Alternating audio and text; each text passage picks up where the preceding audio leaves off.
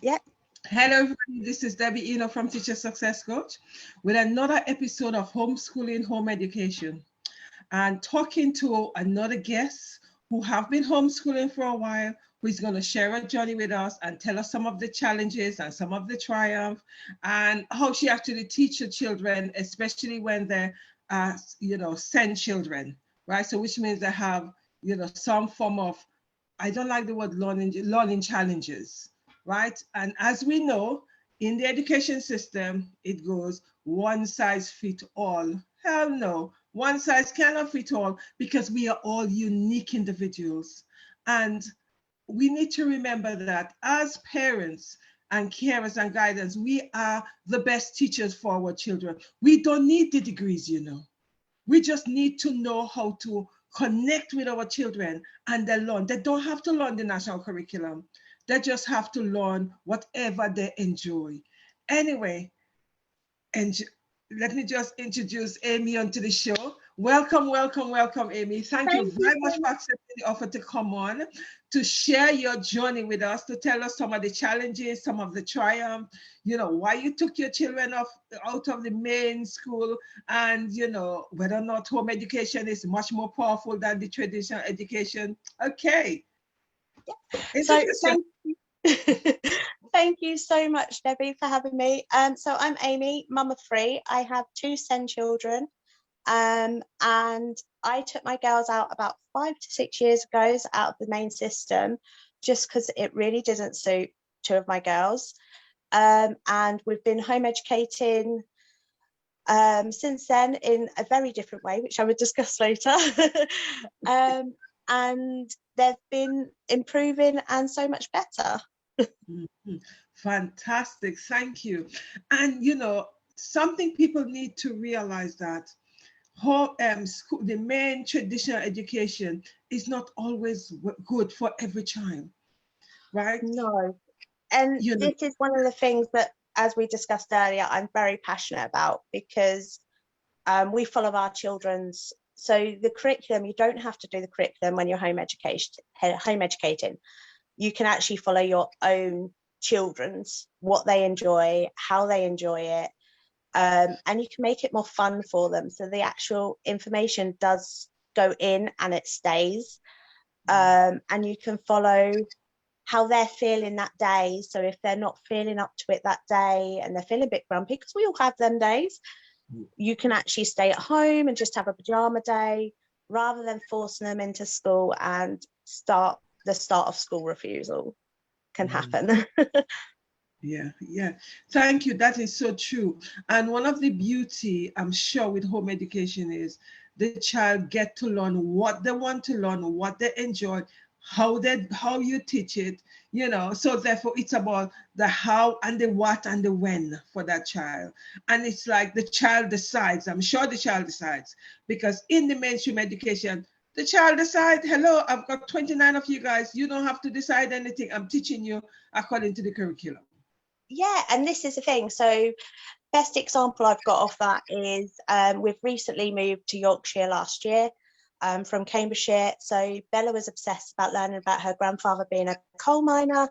So we took her up to the National Museum, coal mining museum. We went down into the coal mines, and I was shocked that through Minecraft, she knew the depth that it had to be at, that she knew how coal could help sand burn up and make glass.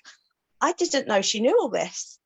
And yet she was telling me this. And it's so important because it's obviously something she's interested in. So she's actually retained that information, which, most of us don't learn about glass and sand until we're in year 8. So it was like, how do you know this? This is so clever. So she was actually telling me how to dig it out. And this is the thing with home education. We can actually teach the child what they want to be taught, when they want to be taught it, when they're ready to be taught it. Because I think that's a massive thing as well that we often forget about.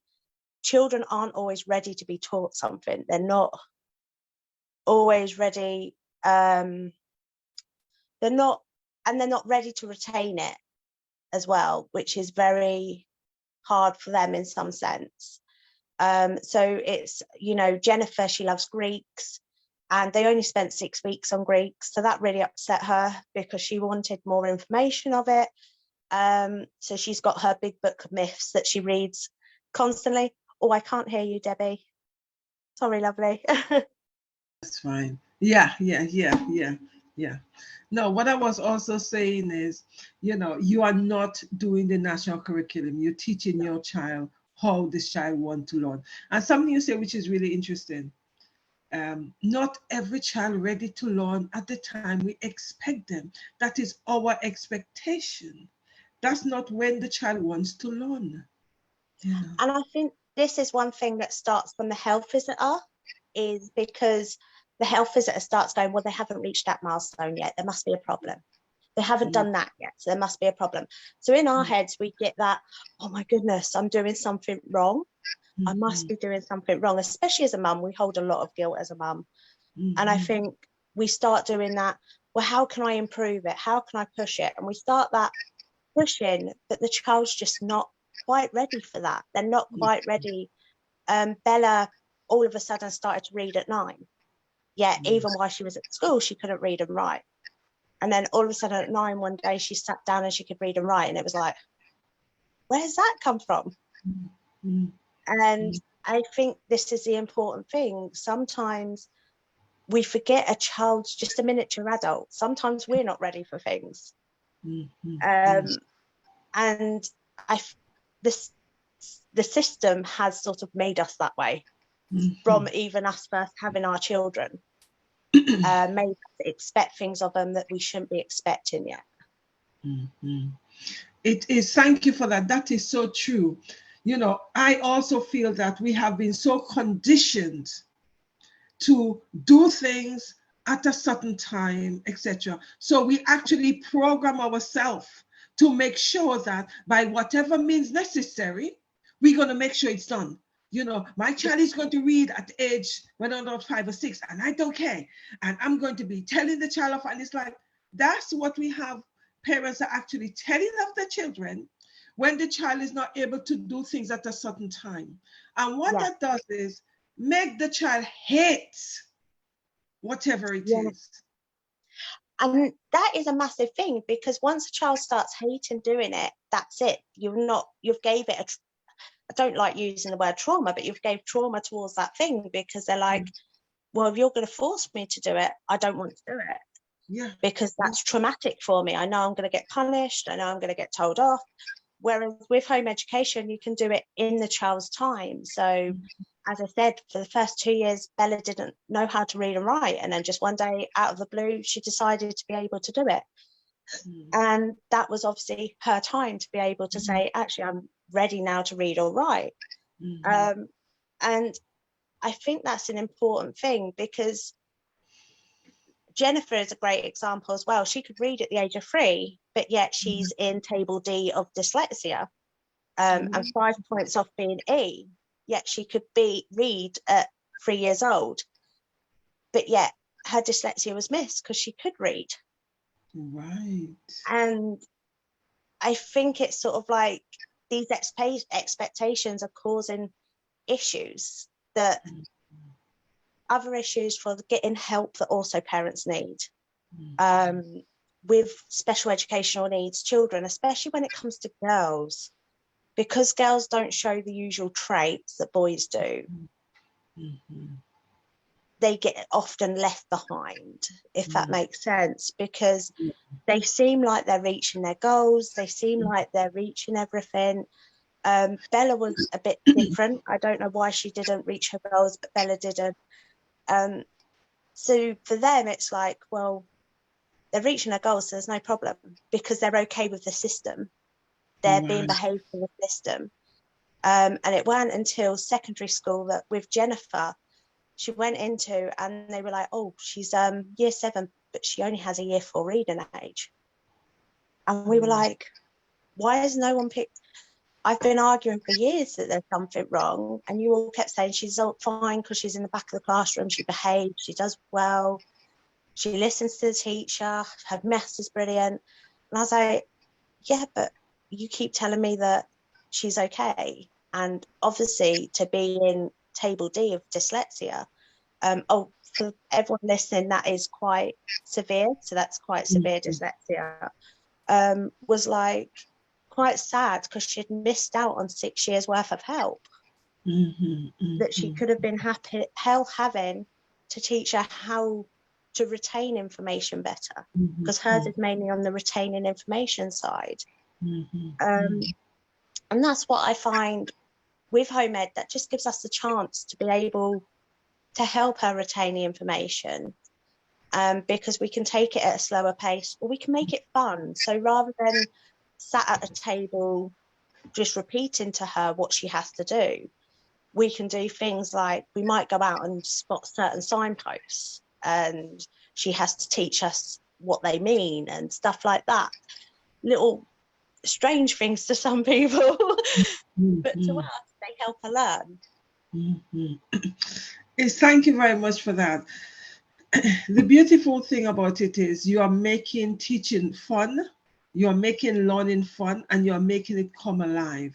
So they could actually make a direct connection with what you're telling them. Whereas in school, we cannot do that. It's interesting. I'm listening to you talking about, in terms of your children being special, has special educational needs, etc. And as a teacher, and in the class of this school, I have quite a small group of students here, 10. I have 28. Normally you have 31, 32, 33. And one of my lessons yesterday, these students are so disruptive, and I know there must be other factors. I do not have the time to address the possibly other factors that is causing these children to be disruptive. And, in order to get the others to learn, I had to send three students out yesterday. And I said to them, no, you guys are very disruptive. You're constantly talking, you're messing around. The others are not learning. And I feel away because I'm having to send these children outside of the classroom because they are preventing the majority from learning. And it's like, how do you address that? Because as a teacher, it doesn't feel good. But what choice do you have when you are constantly being told, hold on, you're a little bit behind and you need to make sure you teach you teach content. I'm conscious of that, but I'm also thinking, okay, I'm behind, so what kind of stuff. But having to take 3 students out because they disrupt the lesson is like, okay, so you've missed 3, you missed 2 sessions because it's a 2-hour session. A, how are you going to catch up on that?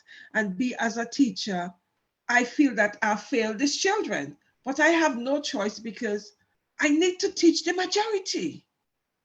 See, this is the problem with SEN. So, and this is why I encourage anyone that's got SEN children, or even children which have had a traumatic background, because sometimes that can affect their concentration and stuff.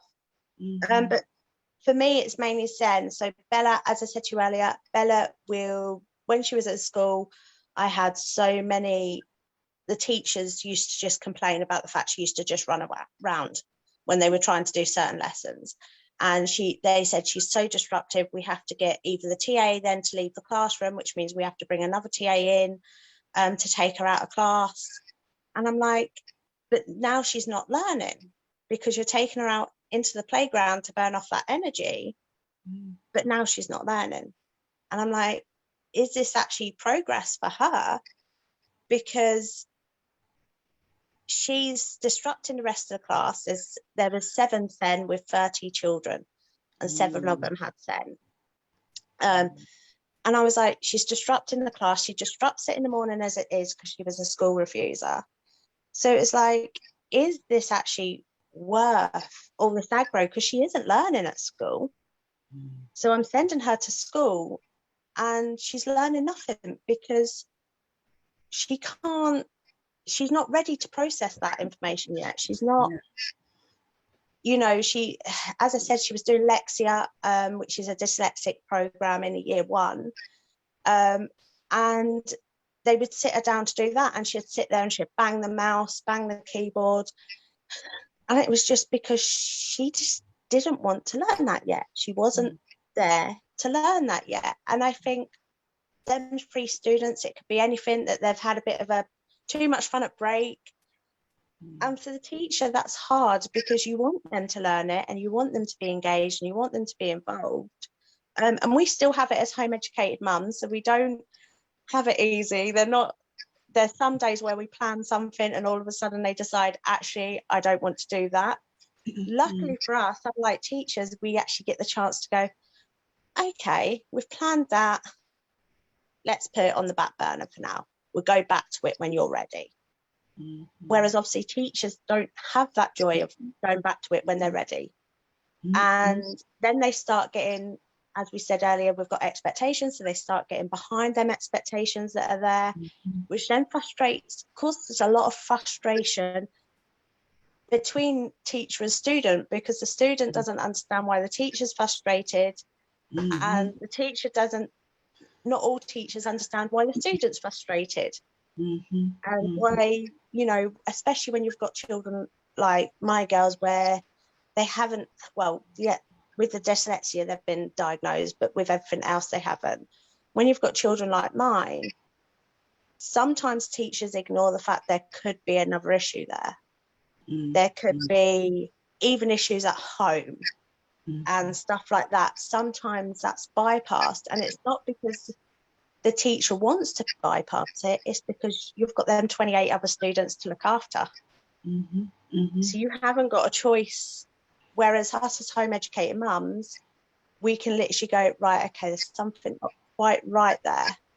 We'll come back to that later and we'll see whether we can find a fun way for you to learn it, or we can find a different way for you to learn it. Whereas teachers don't have that. They don't have the joy of that. They have to go off the book. And I think that's one thing about home ed that a lot of people don't see, is actually how good it is to have the flexibility to be able to teach a child when they're ready, or in a way that they need to be taught. So even with, I think a good example as well is cooking. People sit there and go, oh, cooking's just cooking. And it's like, well, no, you've got to get the right ratio for the cake mixture. You've got to weigh it out. It's all maths when you're weighing it out and stuff like that. So you make it fun, but they don't know they're having fun. They don't know they're learning maths. Whereas these students are most probably bored. They're looking at four walls. They're most probably thinking, oh, not again. You know, I've got to stand in this room with a student that I don't like, with a person, you know, we're adults, so we get to walk out of the room if we don't like someone.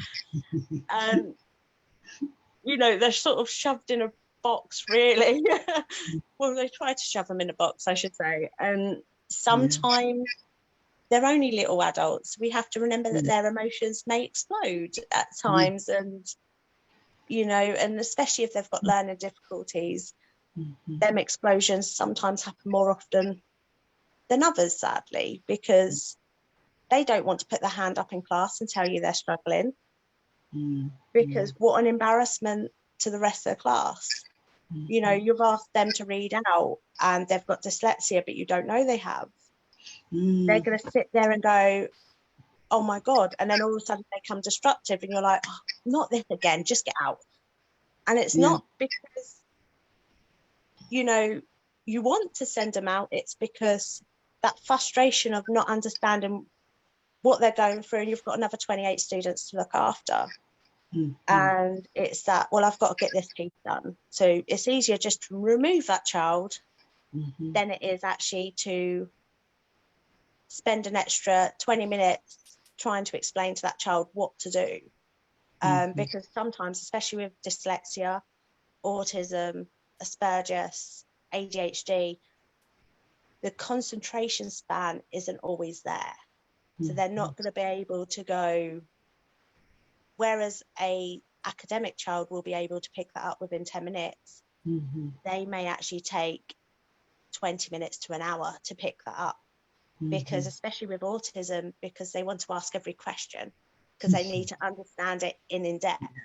They need to understand, well, why are you teaching me? Why are we doing this? And stuff like that. And I think that's the best thing about home education, because you can go, oh, you want to know the answer to that? Come on, let's go on Google. Let's Google it. Mummy hasn't got any books on that, so we'll have to Google it. Come on, let's go. We'll go and do some research. And we can divert onto that question so they can learn about it. And I think this is one of the things about school, because you have to learn them. Oh, that was bad English. I have to teach them from a book. You sort of don't have that chance to go off script. It is so true. Thank you so much for that. That is so true. It's like, as anytime I send a child outside of the classroom, it affects me in a way because I have to think about it.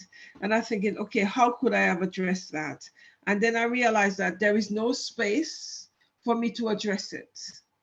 Because as you rightly recall, that having 28 other children, the needs of the majority is far more, well, this sounds bad, but this is a fact. It's far more important than the one child. It is better for me to remove this one child and continue with the teaching, or else it means that I have my whole class behind, so as a result of that, I just have to, send 3 of them outside and, send them to exclusion room, referral room, so therefore they get on with it quietly with someone there, so they have more one-to-one attention than I could give them in the whole class setup. So there's sometimes I feel a kind of way about it, because another thing is, I see a lot of the children are outside of the class when I'm saying to them, okay, so why are you outside? And I'm talking to them quietly, why are you outside? Miss, well, I got up and I was walking around the classroom. Well, you're not supposed to. Yes, miss, but I was feeling tired. That, it's like all of that. And you're thinking, yes, but there isn't enough people in there, not enough adults in the classroom to support that child. So therefore, the first thing the teacher is going to do is send the child out, because you're thinking, you disrupted my lesson. I cannot deal with you because it's one of me. Yeah. And as a result of that, that child is outside. So it is so important that if parents are in a position to homeschool or home educate the child or children, especially when you are hearing your child is spending a lot of times outside of the classroom. It is not intentionally, but we have no choice, because we don't know how well to resolve that, because the government give us a national curriculum, which we all have to go on because it's scripted. You cannot go off script, because they got exams in May, June, and they need to follow, pass the exam, because the school need the results, because that's also connected to how many children the school get in terms of funding. That's it, exactly. How many children and funding. So all that is a vicious circle. And could you imagine us as teachers, where you want to teach, you want to find out what is really going on with that child? Because for me, I want to know, why are you behaving like this? What the issues are. And the fact that my background is psychology, I want to dig deep to see whether or not I could resolve it. Sometimes I don't have the time to do that. No, and this is the thing. And then it causes, obviously, I don't mean this really, it causes some teachers to hate the job, because they love the children so much, and they're not allowed to love the children anymore. They're not allowed to care for the children anymore. And, for us as parents, I feel sometimes when I met a lot of the parents, I felt they put the blame on the teachers rather than respecting where the teachers were. Yes. And so the teachers not just getting it from the students, they're not just getting it from the school, they're also sometimes getting it from the parents. And I think, in a way, yes, that's to pass the mum guilt that us mums get. But in another sense, it's like, well, I've always worked with our teachers, apart from one, I'll admit that. He was mean to my daughter. So, yeah. So I think when you actually work with the teachers and you actually are honest about what's going on at home and stuff like that, it can improve the child's life at school. But I also think that gives a chance that actually for the teacher to say, look, they're not going to develop at school. because a lot of teachers now are honest about that. They are honest and they're really amazing. And they will say, this child's not going to go further at school.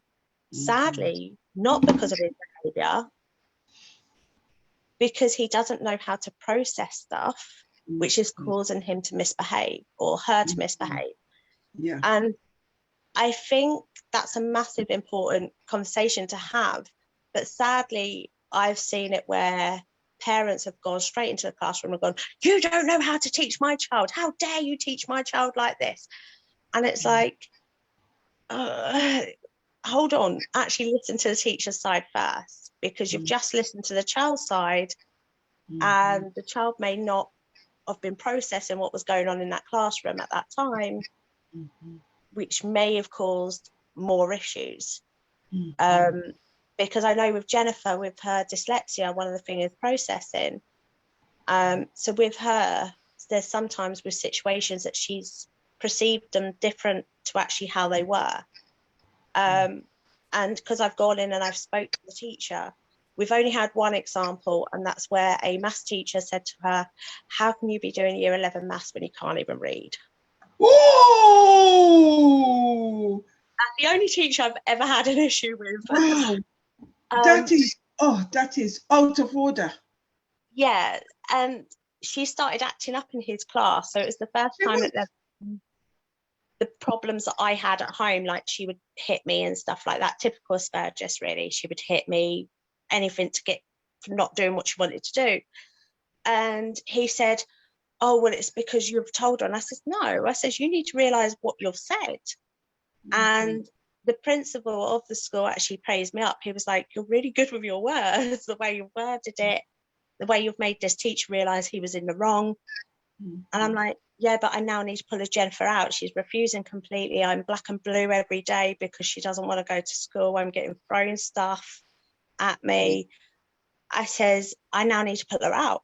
I says, because this one teacher decided to make a comment about the fact that she couldn't read and understand a question. So she was speaking to her friend and saying, can you read this to me and explain it to me? And he decided that that was the way to word his question. And I thought, well, you know, most teachers up to then we've had them go, well, Jennifer, how come you're talking to so-and-so? And she'll go, oh, because I don't understand this question, miss. And they go, oh, okay, that's fine. Because the way they see it is, and, you know, it's easier for the other student to help the child than it is for them to take 10 minutes out. And I think this is another thing is, you may go through the school system for 6 or 7 years and have amazing teachers like yourself, Debbie. I can tell you are. I love ones like you. And then you'll have one bad one.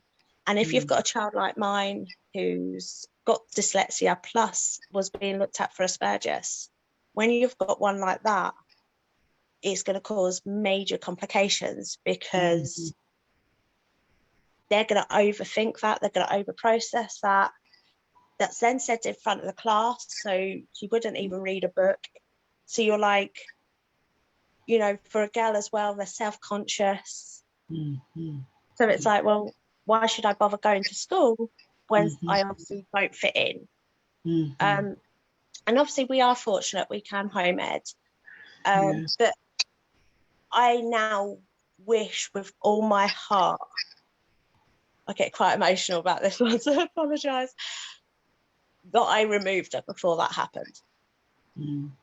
With all my heart, I wish I removed that, because that one comment changed her, destroyed her completely. And that's quite hard for me to think about, because if I'd actually gone with my gut instead of taking everyone's opinions around me about anti-home ed, I may have a different child now. I may not have one with such anxiety issues and stuff like that. So, yeah, sorry, I get emotional with that. No, that's fine. It is so very true. And it's something I say all the time on my show. The power of words. And educators need to know and need to remind themselves and be very conscious that when you say something to a child, it could make or break that child. So we have to be so careful, that we reassess when we want to say something to a child. Because yes, we're human, but as teachers, you have an extra responsibility to check your words. Because it could actually turn your lesson upside down. It's like yesterday, I sent the 3 students out. And when they came back in, because I had to fill in a form, one of them was so abusive, and I'm listening. And I'm saying to myself, don't say anything. So the teacher that was there, that was taking the student out, he said to her, I'm not surprised that Mrs. Senior, do you hear how you are so abusive to Miss? I said nothing, I just kept writing. Because the minute I say something, else, it have escalated. So there's sometimes we have to be so mindful as to when it is time to keep our mouth shut, and when it is time to speak. Because there's sometimes, even when you send a student, because I sent another student out, and she was refusing to go out, she was carrying on. I thought, you know what, leave that, don't bother fight that battle, just let that one drop. Yeah. The others went out, and she was adamant she wasn't going. And when the teacher came and he was taken out, she was adamant. I thought, you know what, this is far more disruptive than we bargained for. Just let that one go. There's sometimes we feel that when we tell a student to go out and the student doesn't go out, it reflects bad on you in terms of your control, right? But there's sometimes you need to reflect and say, okay, to hell with this control. I need to look in terms of what is best in this time. Yes. Because too often as teachers, we feel that, oh, when you say to a student, go out and the student isn't going out, it means that you lose control as your class, you're no longer able to manage the class because other students going to feel they could do the same. That sometimes you need to let that go. Yeah, and I think that's a really important point, because obviously a lot of SEND children, and as well as children which have trauma at home, sadly they're taught the best way to get a reaction is through negative engagement. Yeah. And that's the way Bella was taught. When we took her out of school and I started home educating her, I didn't realise that she'd been taught such negative emotions around schooling.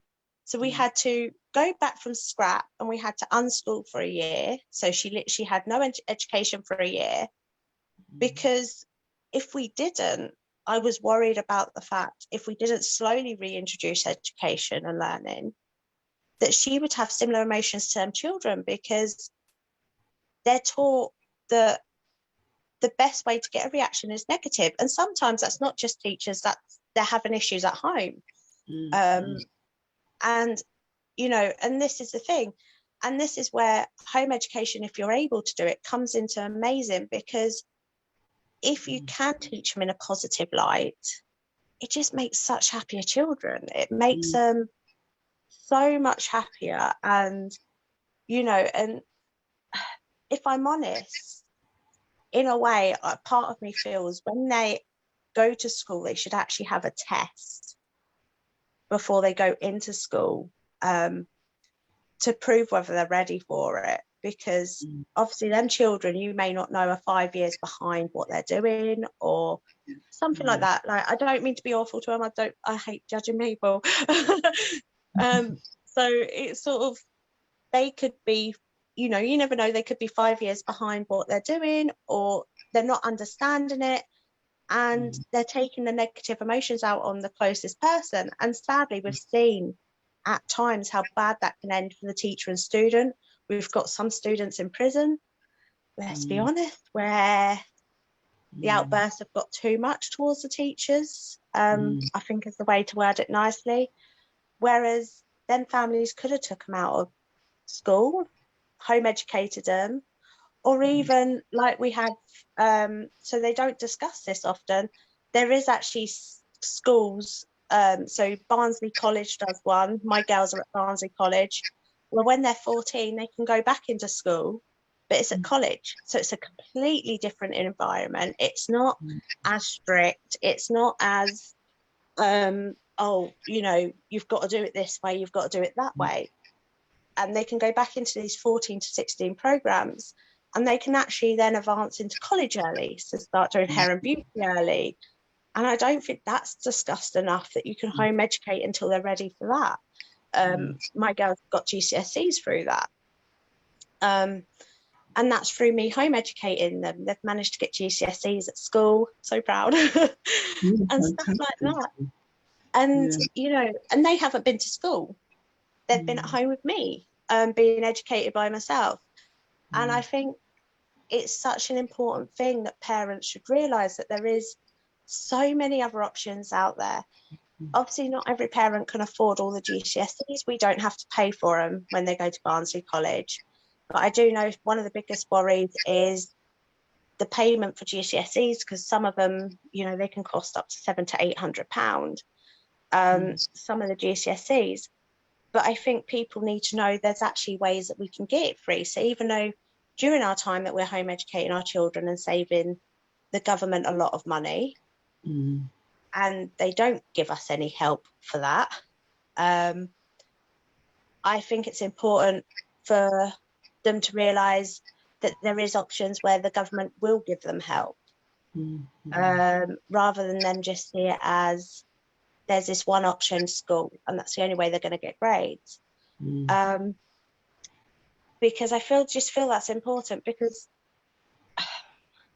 I'm going to say this, I said this earlier, take your child out before the education system destroys them.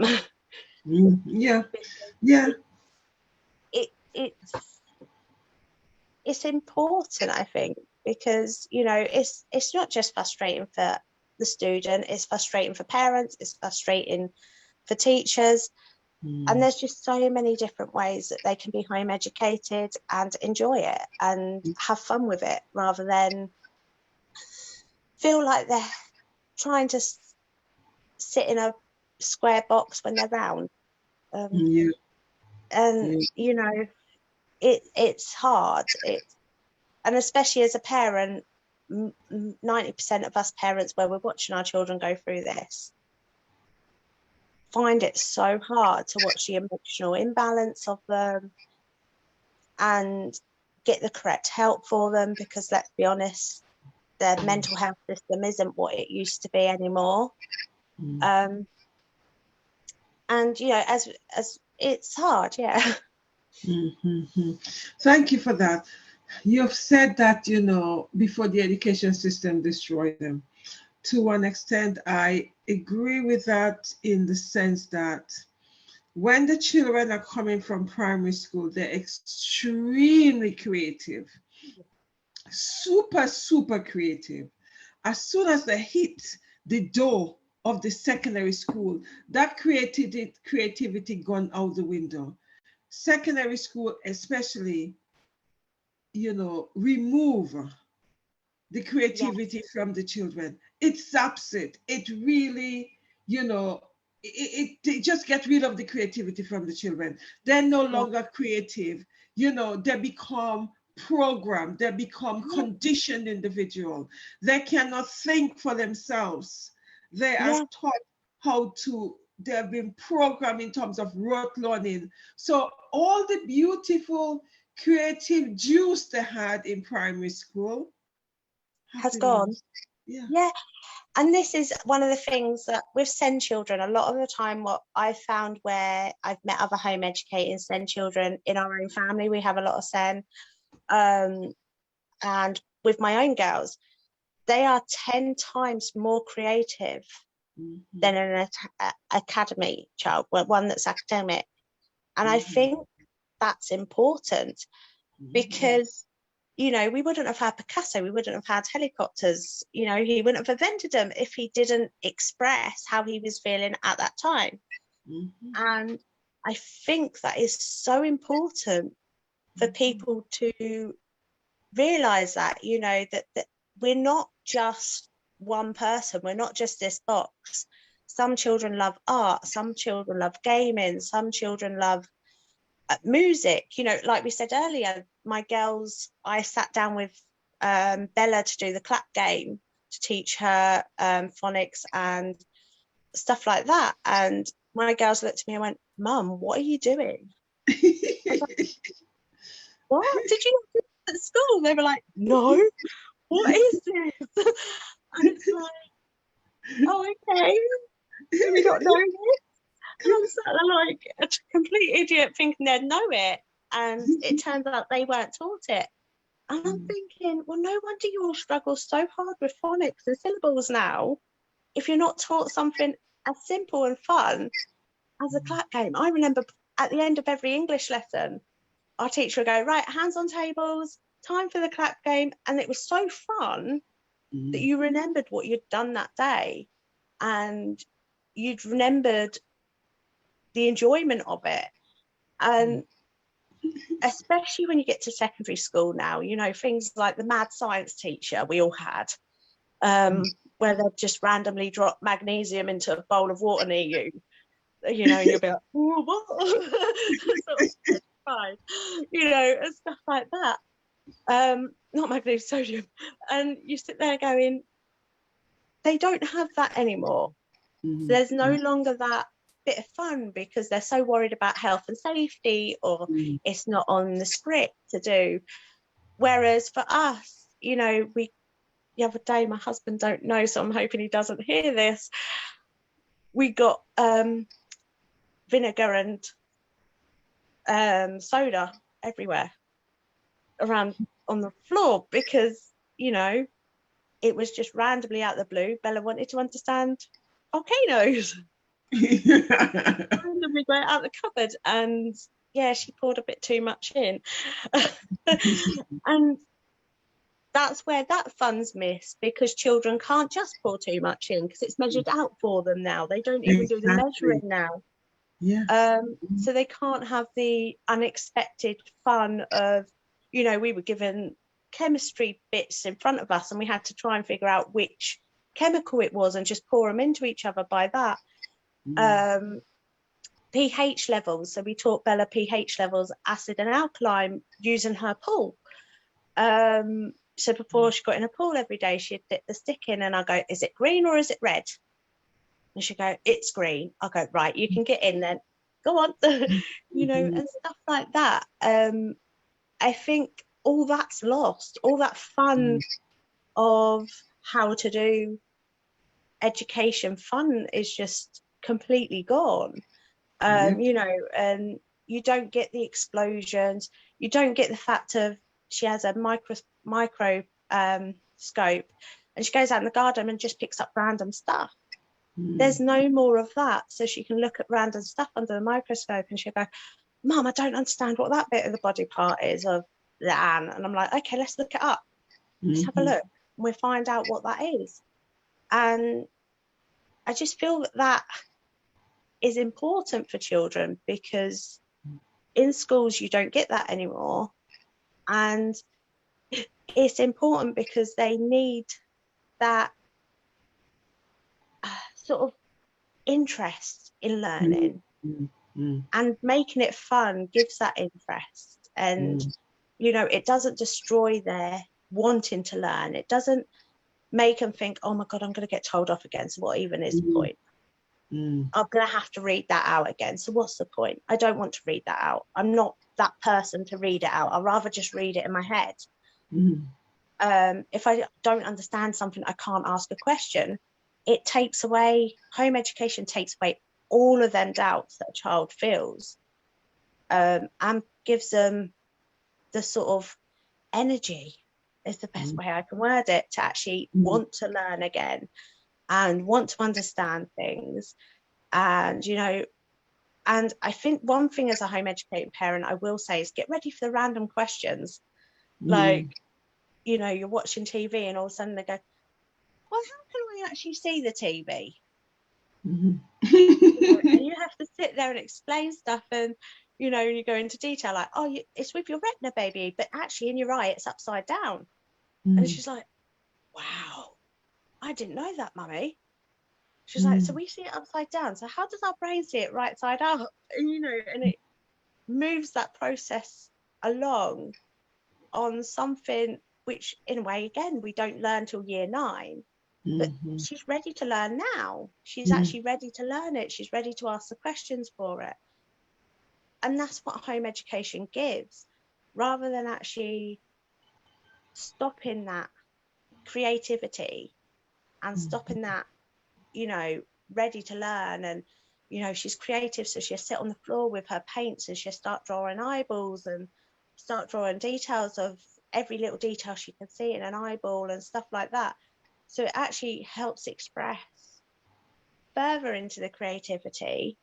And that's the thing that is now destroying the children in some sense, because they've removed that so much that they can't, some children can't process without that. So they can't process without the songs and stuff like that. So another one which is great is with Bella, we sing the No-No song to teach her about her body. So she understands that no one can touch her body through a song. So when someone goes near her, she'll sit there and go, no, don't touch me there. This is my no-no square. And she'll sit there and she'll sing that. And to me, I think it's important when you have creative minds that you find a way that they can learn. But obviously in the system, there's just no way of them learning, sadly. I don't know how else to word it, really. Thank you. That is so true, because, you know, as teachers, as we say, it's scripted. Something you said earlier on, which is interesting. There's sometimes there are times I feel that children need to be quiet while they do certain things. And I feel that sometimes they need to be chatting to each other, whatever. And there's sometimes you as a teacher might explain something, but some children don't get it. Yes. And if they could ask a friend who is able to explain it to them, that's fine. Because sometimes children are going to say, I would say to them, do you understand? No, miss. I say, you know what? Let's see your friend. So you might ask, do you understand it? Yes. Okay, share it. Let's hear it, because I'm not explaining it well, right? It's okay. Some of you get it, but not everybody's going to get it. So that sometimes some children are able to express it much better than you can as a teacher. And then sometimes you need to put your hand up and say, oh my goodness, that's a really nice way you've done it. You know what? I'm going to use it this way next time. Because sometimes you don't know how to reach the children sometimes. And I think that's important, because every generation has its language barrier. I think we word it nicely like that. Like my daughter says bruv all the time, you know, and I'm like, I ain't your bruv. And I think this is the important thing. Some children, and I hate using this term, absolutely hate, but it's the best. Some children need it dumbing down in some sense. And I hate using that term. It's a disgusting term. But some children do need it, what the system would say is dumbing down. To me, it's explaining it simpler. And I think that is the thing. Sometimes a child might understand what you're saying, but another child won't. And if you actually get the children to speak together, because they can simplify it easier than what a teacher can, because you've read that script so many times. So in your head, all you know is that script now. Sometimes it's easier. And I think that's another thing for us parents, because we know our children better. And we know how to talk to our children better than what a teacher would, because they've got God knows how many other students, especially in a secondary school. You have different students every class. It's important because you can sit down with your child and explain it in a way that they will know it. And you know they understand it, you know, like me saying to Bella about retina and seeing it upside down. A lot of teachers wouldn't have explained it that way and wouldn't have gone that quick into it. But I knew how to say it with Bella to get her to learn it, and then to ask the questions that she needed to ask to learn further on about that. Whereas a teacher would have gone through loads of gobbledygook first, which she wouldn't have understood. Yeah. And then gone into the bit that she would have found fun. So I took the bit that she would have found fun first, and funny, the fact we see it upside down first. And then that makes lots of questions then. It's like, well, how come we see it upside down? Well, let's have a look, come on, let's go and get the science book. We'll have a look at why we see it upside down and how it goes down the optic nerve. And we learn, and stuff like that. It's because I've said the silly thing first, she finds it fun. And I think that's the thing with it. It's just, it needs to be fun. And home education, you can do that. You can do that, and you can learn to a child rather than actually the script. I like using that term, the script, because that is what it is. And I feel bad for teachers because you have to use the script, and you're using that script for 6-7 hours a day. So for you guys, sometimes it's not easy to come off that script to teach a different way. So it's sort of Thank you so very much. Sometimes they cannot even teach without the script. It's like I keep on saying to my students, yesterday I had a double sociology. And for me, I say to them that sometimes you don't have to follow the curriculum to the T. You need to, connect it with outside the universe to see how it connects and see how you fit into that. And the more we begin to teach like that, the more we would find that the students are finding it fun and they would want to learn. See, this is the thing, because I know, as I said, when we were at school, even at secondary school, I remember German teacher that we had would get us singing the alphabet, marching around the classroom. And I still can recite that alphabet to this day in the form that she taught us, because it was so much fun. And it was because she come from Germany that she made it fun, because she hadn't yet had the English way of the British way of, this is how it is. This is how, I know Scotland's even stricter on their curriculum than what England, Wales, and I think Northern Ireland are as well. So there is, for Scotland, there is strictness for home education as well. So taking your child out of school and everything, you've got to ask for permission, so you can't just take them. So there is a few more strict rules, whereas here in England, Wales, I'm not sure about Northern Ireland, what the laws are there, but here we can just deregister them, just write a letter and they have to remove them. And I think this is the thing. I think it's just important that they understand that out there, there's just such a different world. And I feel as well sometimes, so one of the things that frustrated me when I took I've been taught that my girls had learned religious education, and where we moved to we have Muslim neighbours, so they don't like the dog. Well, it's not the fact they don't like their dogs, but in their culture, they're not allowed near dogs or something. He did explain it to me, but I'm not very good with that.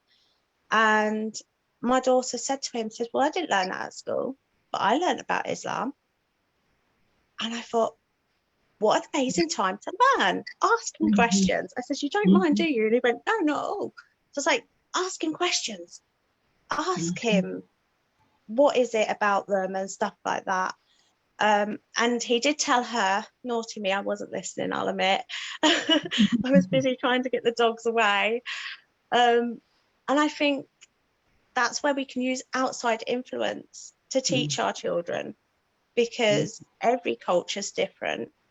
Every way of life's different. And, they couldn't understand how some Muslims were okay with dogs going near them, whereas others were a lot stricter and were like, no, that's not allowed. And he explained all that to her, which I thought was really lovely of him.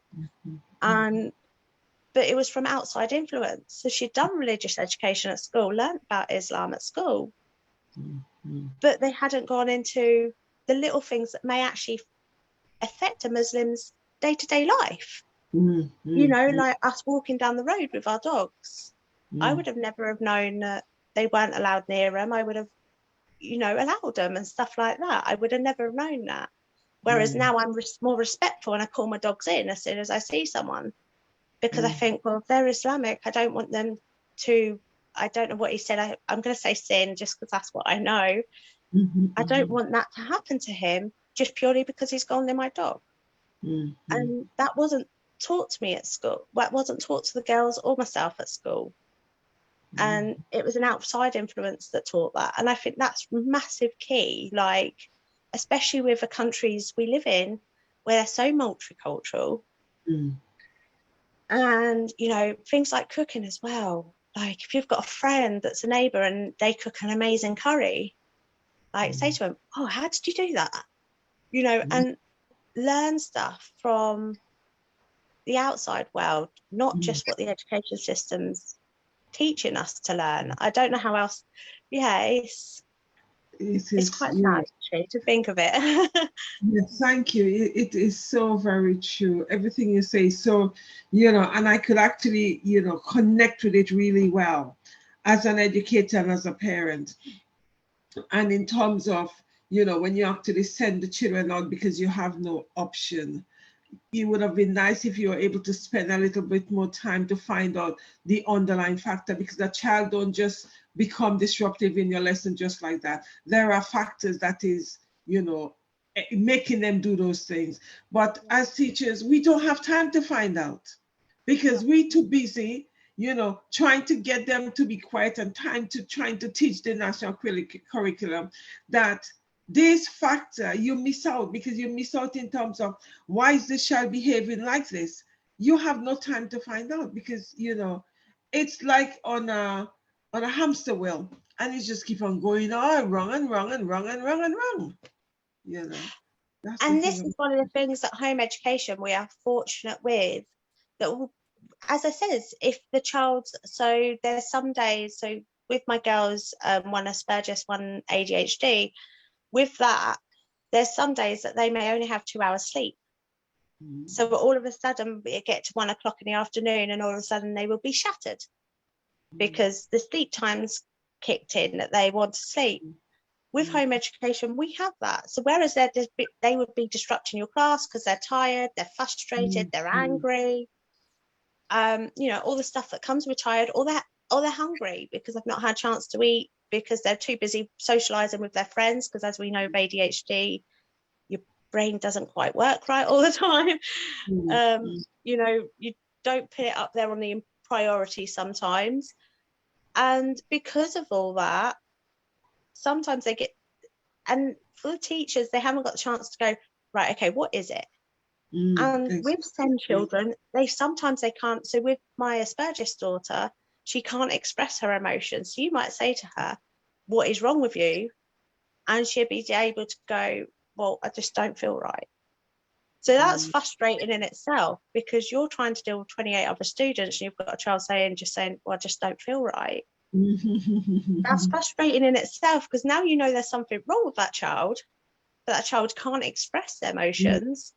So you're like, well, what do I do? Do I carry on concentrating on them? Which, let's be honest, with someone that's got on the ASD spectrum, you never know whether you're going to get to the bottom of it, because it can take half an hour, well, 10 minutes to 3-4 hours to actually finally find the words to express their emotions on what's wrong. So sometimes then that also then actually causes it to be worse, because they can't express them emotions and they want to tell you what's wrong, but they can't. So they get frustrated with themselves, and they can feel that you want to know and that you want to care. So then as they're getting frustrated and they're getting angry and they start tapping the pens and they're tapping their feet and start obviously stimming, you then get frustrating because now it's getting disruptive. And this is the thing, then children sort of, in a way, the system's against them, because even though you want to help, you'll then get that, let's be honest, that child, which is the goody two shoes, I don't know how else to put it, the good child that sits at the front, behaves, go, miss, will you just shut them up? You know, because they're then disturbing their work, which then you've then got that on your mind. Whereas we don't have that at home. We can go, right, okay, and she'll go, Mum, I just need my bed. And I go, go on, off to bed then. you know, and she'll sit upstairs and she'll stim it out and she'll find something that she's happy with, which also means that I don't get hit anymore, I have to admit, which is quite a nice thing. And I think and I think that's one of the things that, for me, I do feel sorry for for educators when they've got all them students, and it's frustrating for everyone in the class, not just them, not just, you know. And this is where I feel so joyed about the fact here in the UK we do have such a great home education freedom, that for us parents, where our children are struggling, I do sometimes go to them, I go, why is your child still in school? I don't mean that rudely, and I know that sounds a bit of a judgmental comment to say, but I do sometimes feel like, why is your child still in school? Why are they still there? You're putting them through so much trauma, you're putting the teachers through so much trauma, you're putting yourself through so much trauma. Why cause so many issues and so much heartache for everyone when you can have peace at home? You know, and I think it's because a lot of people think they bring them home and they've got to do the curriculum. It's like, no, I didn't do anything with one of my daughters for a year because she was so traumatized by school. I didn't do anything with her for a year. And yet now she's reading, writing, she can tell you what a retina is, you know, at the age of 10. And I think this is the thing that homeschooling gives you. It gives you the chance to relax with them, and you know, and it's like, I know people will also be worried about socialization, because I get that a lot. Well, what about socializing, especially ASD, the anti-social as it is? Honestly, there's so many groups out there and stuff like that. You can take them along and stuff like that. And don't forget, we've now got the internet. Everyone forgets about that. So things like, we encourage gaming online together. So there's big groups where they mix up online and they're talking about Minecraft and stuff like that. There's so many ways of socializing. And I think we're obsessed with the fact children should have that one certain friend. And we're obsessed with that. And I think my girls, especially, so Jennifer does have that one certain friend, but Bella, the youngest, she has about 40, 50 friends. And it's like, she can literally run straight in there and just play with them and be happy. And I think that's important, that we don't just go, well, you only should have that one friend. Exactly. If you haven't got that constant relationship, that's not good. But you have that constant relationship with mum or with dad or with friends that you associate with, or with cousins or with aunties and uncles. And I think a lot of that time, then relationships are forgot about in socialization when people talk about them. Sorry, I diverted from the question. I'm so sorry. No. That is very true, because you see, when you were talking in terms of socialization, and it's very, very true. It is very, very true. It is very, very true. Very, very true. And I just feel as if a lot of emphasis as well is put on you teachers, that you have to socialize our children. And you have to make sure they work in groups well, and you have to make sure that they work on their own well and stuff like that. And there's some days that child's going to feel social, and there's some days that child's going to be burnt out and not want to be social. And I feel with home ed we can do that. So we've messaged our home ed group, we're not coming today, Bella doesn't feel social today, or we're coming with all 3 children, and they'll be like, wow, Jennifer's coming out, wow, you know. And I think that's an important factor. I think socialization's worse for mums, if I'm honest, than anything.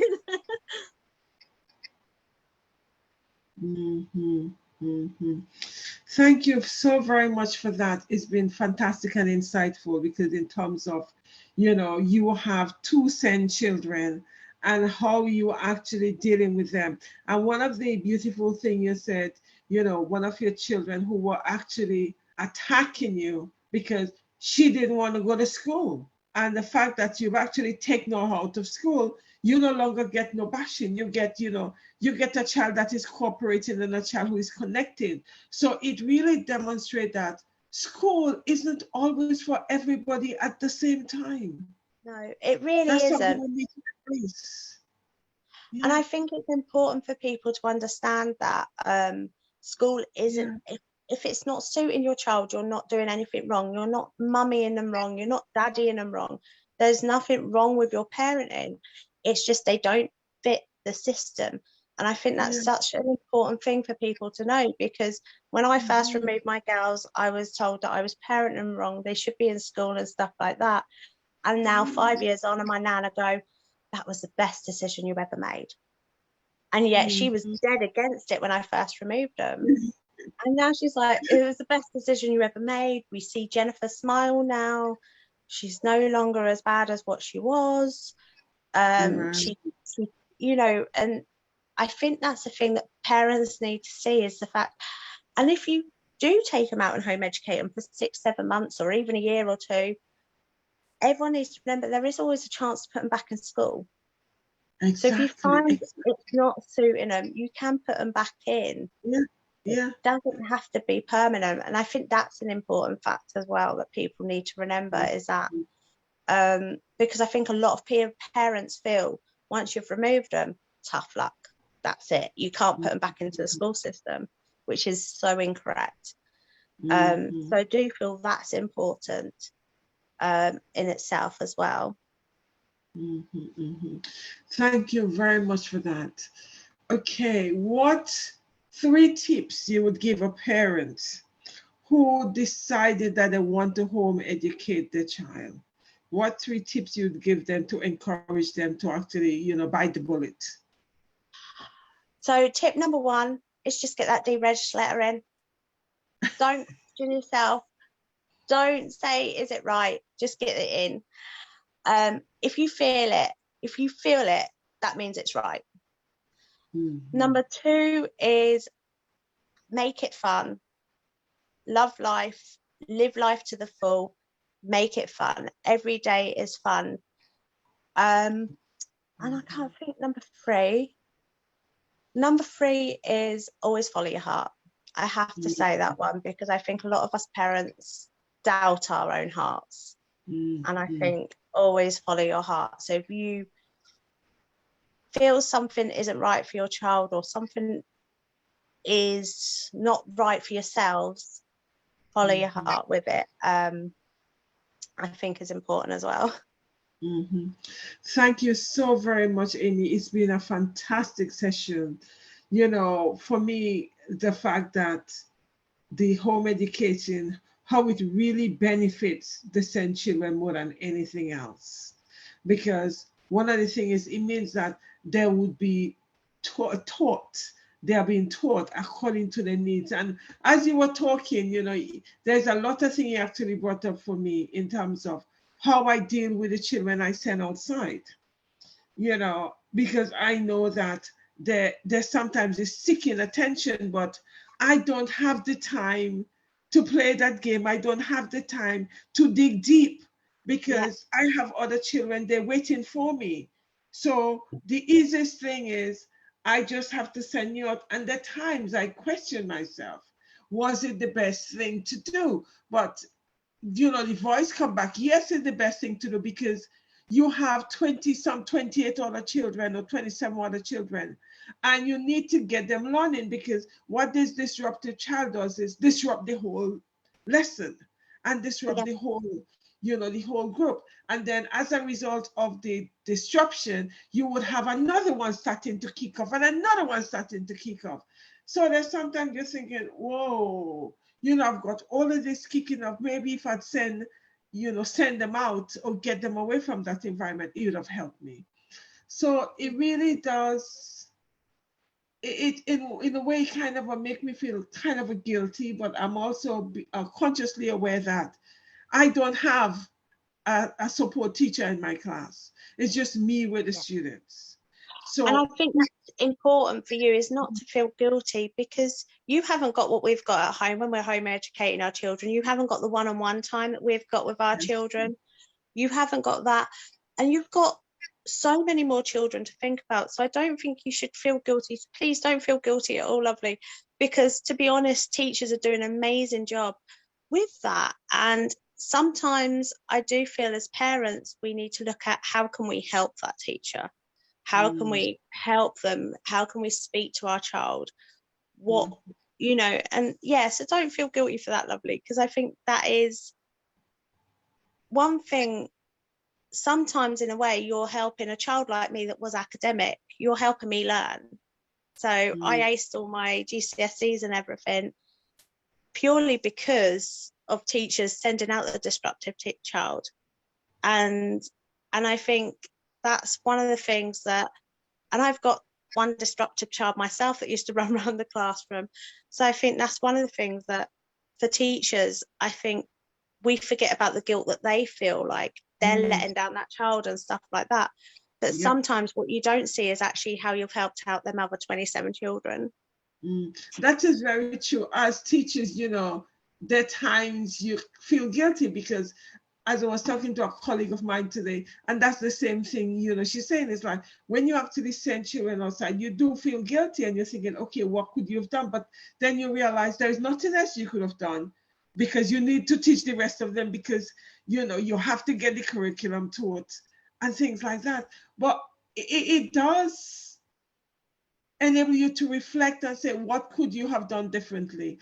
Because anytime I send children outside of my classroom, I ask myself, okay, what could you have done differently? There's sometimes you send them out and you call them back in.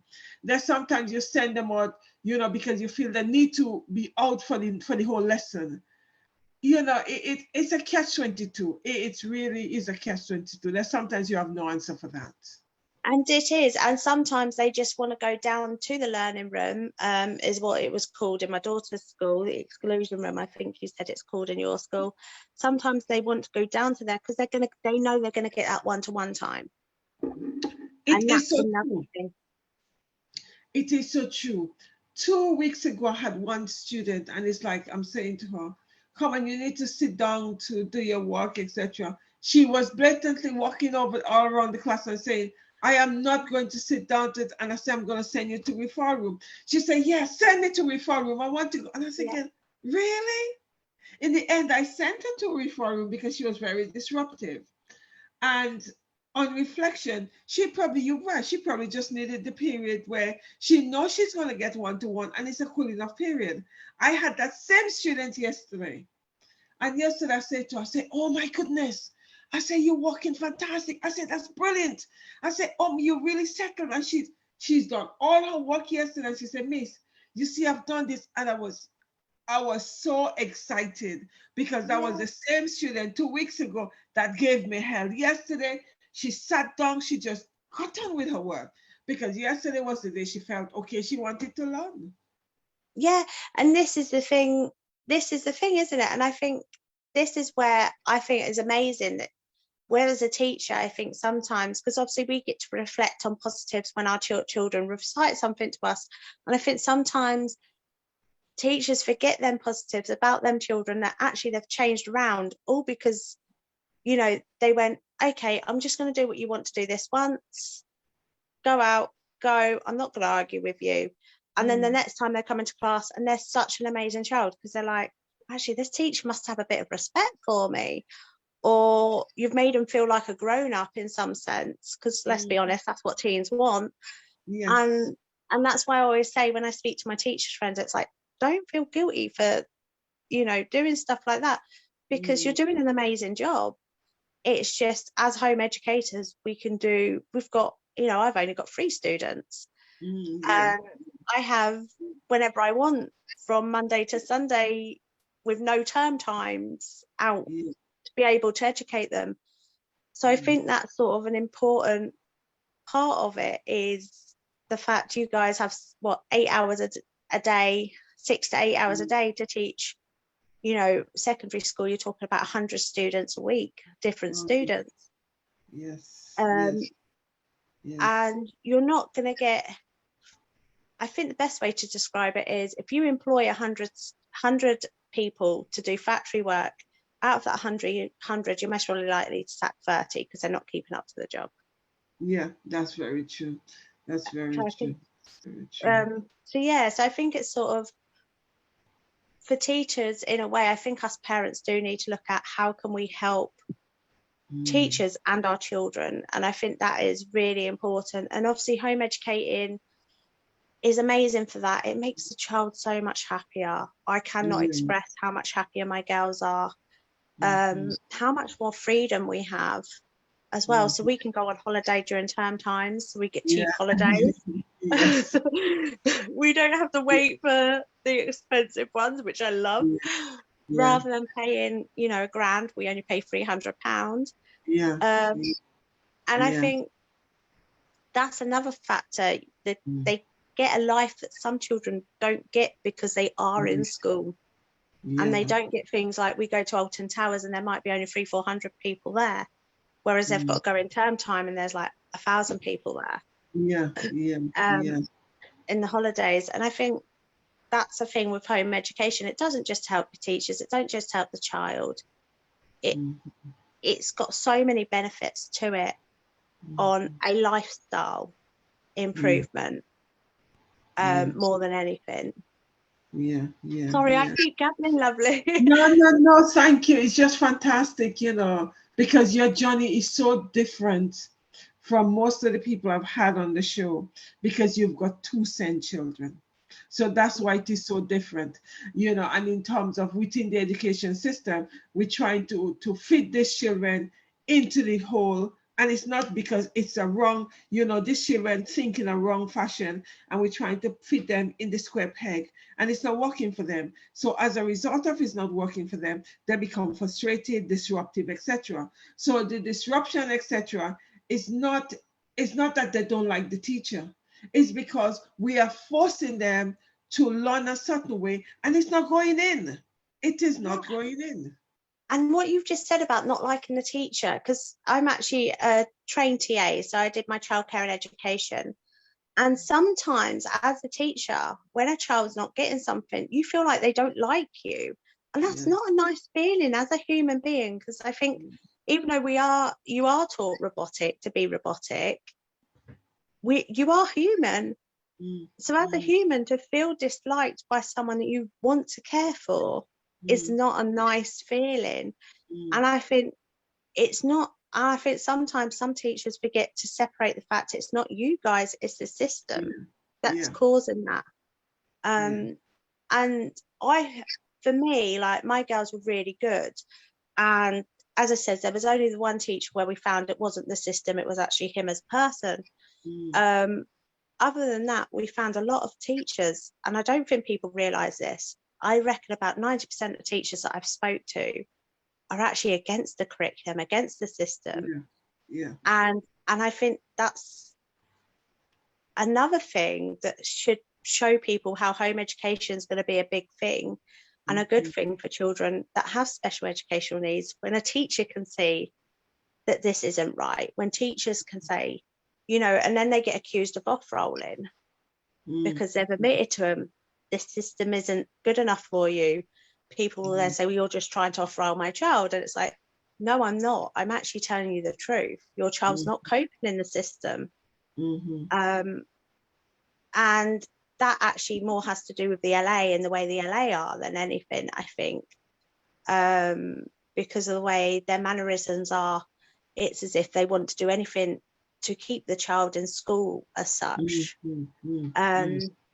Which I don't understand why, because as I said to you earlier, it can save them anything from £3,000 to £9,000 per term. Exactly. So yeah, it's a bit, it's quite sad in some sense, the way children are forced to do stuff, and teachers are, because there's obviously teachers, I guess, don't agree 100% with what they're teaching and what they're missing out. And you know, because as we said earlier, the system chooses what the children learn now. So there's things which the children should be learning that sadly they're not learning, purely because the government said, well, actually they don't need to learn that anymore. Exactly. Yeah. Yeah. And actually, it's quite an important factor. For me personally, it's mainly history that I found that with. But I have found it sometimes with science. So Mm-hmm. pH levels that don't go into as date with pH levels anymore. And I just feel it's something at home that you can actually teach them. Sorry, I can't.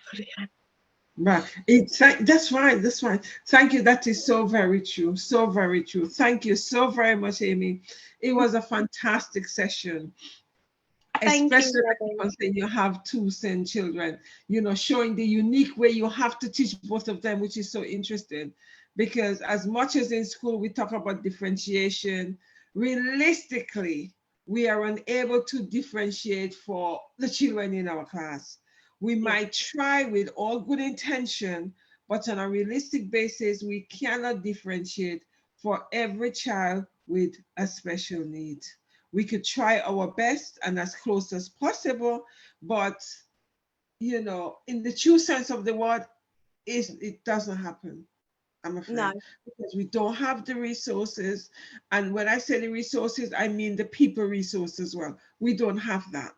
So we Yeah. just have to work with what we have, I'm afraid. So that's Yeah. why, on those bases, when you think of it, home education or homeschooling would be extremely powerful, and not only get your child to just get by, your child will thrive. Yes. And they will learn how to live, and they will learn essential skills that sadly school's not teaching them. Right. Yes. Um, so I think that's an important thing as well. They learn skills like cooking, how to pay rent, how to run a business, skills that school doesn't sadly teach them. Yeah. Yeah. Yeah. Thank you very much, everybody, for listening to the program. On tomorrow, I have another show, Female Educators Roundtable, whereby we'll be talking to female educators from around the world, discussing some of the challenges that they have in the classroom and how they navigate it. And next Wednesday, I have another show in terms of International Women's Month. I'm doing it for a month. I think we need to celebrate ourselves for a month. So we'll be talking to other women across the world who would be discussing what it is like to be in the profession, what some of the challenges they have had to endure in order to get where they want to get. So thank you very much, guys, for listening. And as you know, I do a daily live, just talking about what's going on in my classroom. I would just come on and talk about what's going on in my classroom, because there's so many various things. There's some days the wins are great. There's some days I'm looking to see what was my greatest win. Sometimes the classroom could be so overwhelming that you didn't even think that you had a win in the class. But when you look, you realize, yes, there was a win. A child come and say, yes, miss, I understand the topic. That's a great win. But sometimes it's hard to find. It's really hard to find sometimes. What we've also discovered is there's so many teachers leaving the profession in bucket loads. They're leaving it because there are various reasons. They're not being supported. A lot of them, the curriculum is too curriculum heavy, because it doesn't connect to children way of life. It doesn't connect to the university they want to go to, because some of the things we're teaching them, they're not going to use those again. They use it to get into the university. After that, they're throwing it out. They're not interested.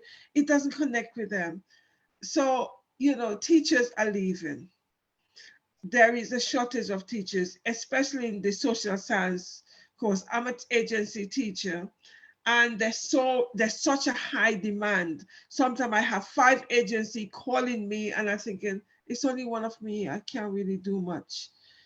So teachers are leaving in real high load because teaching is no longer the way it used to be.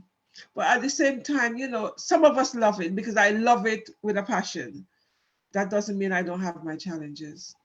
Anyway, guys, thank you very much for listening. I thank you all for participating, for supporting me. And don't forget, tomorrow we have